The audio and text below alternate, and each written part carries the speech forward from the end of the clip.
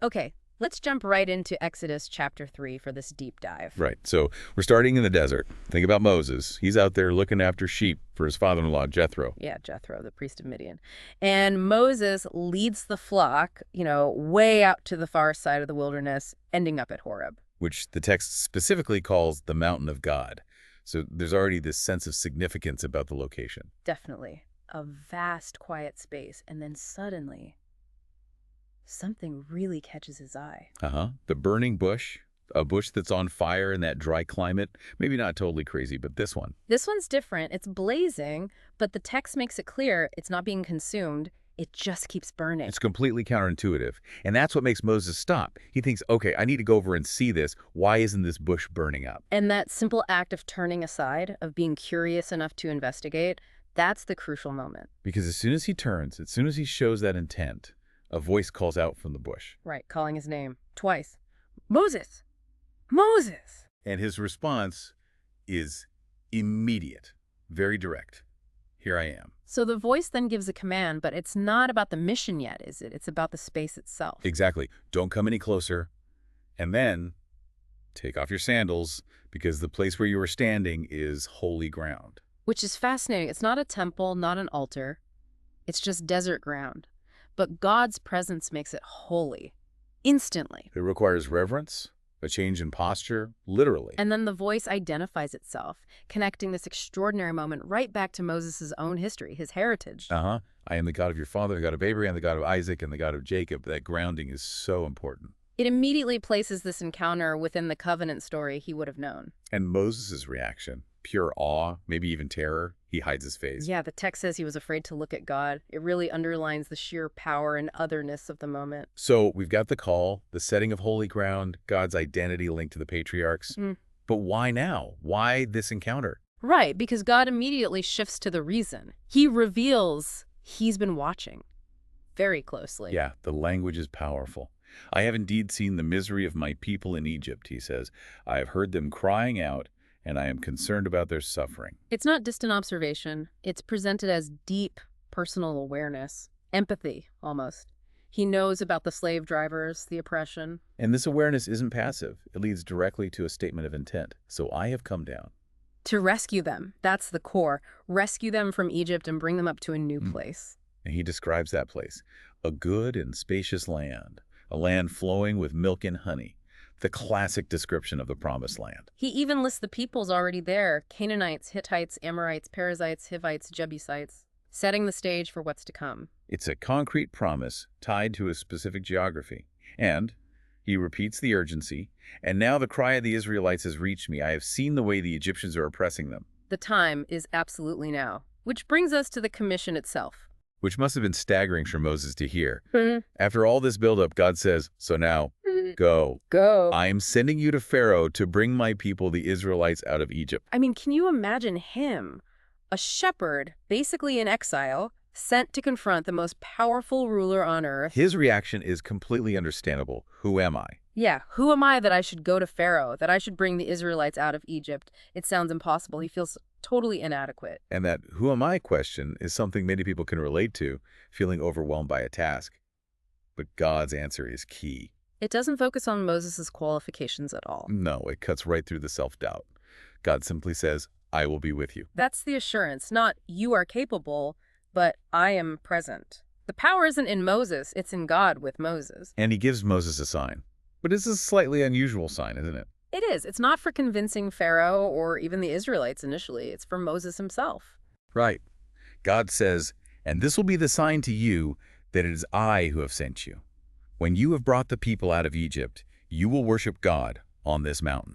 So the proof, the confirmation that God really sent him, will only come after he succeeds in this seemingly impossible task. He has to trust the promise and act on it first. The sign is essentially the successful completion of the mission, bringing them back to this very spot, Horeb.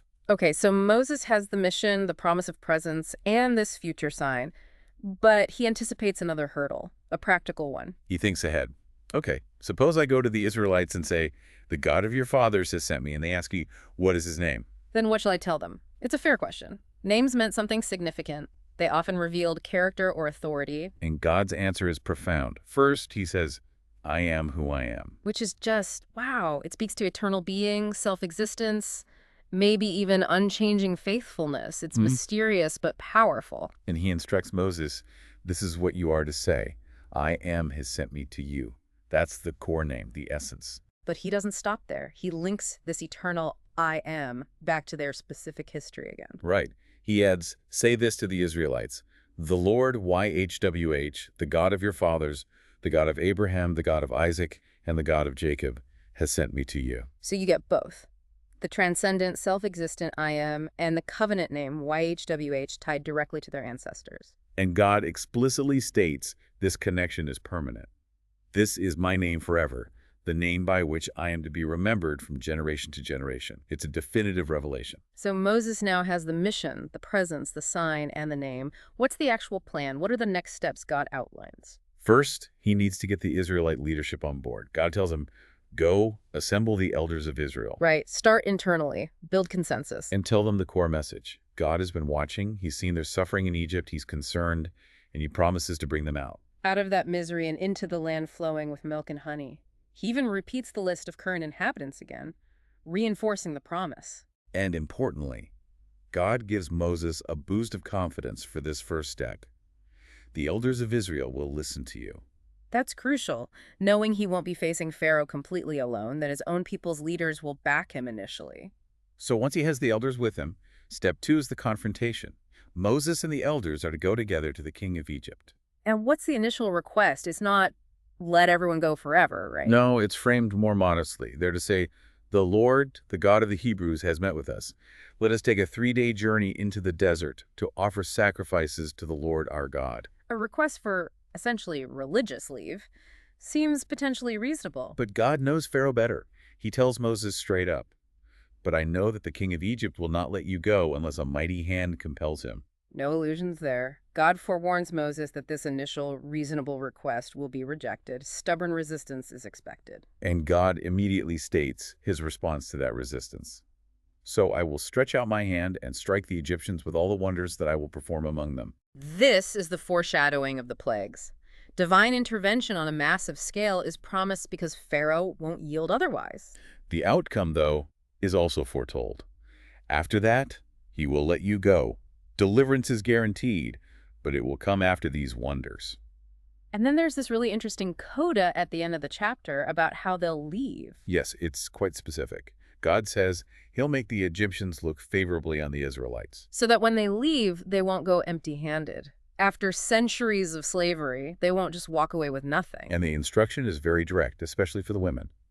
Every woman is to ask her neighbor and any woman living in her house for articles of silver and gold and for clothing. Ask for valuables and clothing from their Egyptian neighbors. And they're told to put these items on their own sons and daughters. And the final line about this is striking. And so you will plunder the Egyptians. It's framed as a kind of divine justice, perhaps back wages for all that forced labor. A dramatic reversal where the oppressed leave enriched by their oppressors. So, wrapping up chapter 3. What a journey. Moses goes from being a shepherd, minding his own business in the desert, to receiving this direct, overwhelming call from God at the burning bush, learning God's personal name, I am. being commissioned to confront Pharaoh, promised God's presence, forewarned about the resistance, but also promised miraculous intervention and eventual success. Right down to the detail of how they'll leave Egypt with wealth. It sets the entire stage for the Exodus. It really lays the foundation for everything that follows God's character, his commitment to his people, and how he uses seemingly ordinary people for extraordinary tasks. Absolutely. The reluctant shepherd becomes the chosen leader, armed only with a staff and the promise, I will be with you. Which really leaves you thinking, what does it mean, really, to be given a task that feels utterly beyond you, maybe impossible, and the main resource you're given is just that promise, I will be with you? And what kind of confidence, what kind of faith is required when the sign of your success isn't some immediate miracle, but the instruction that eventually you'll find yourself back worshiping at the very place where you first received that terrifying, life-altering command? Something to reflect on.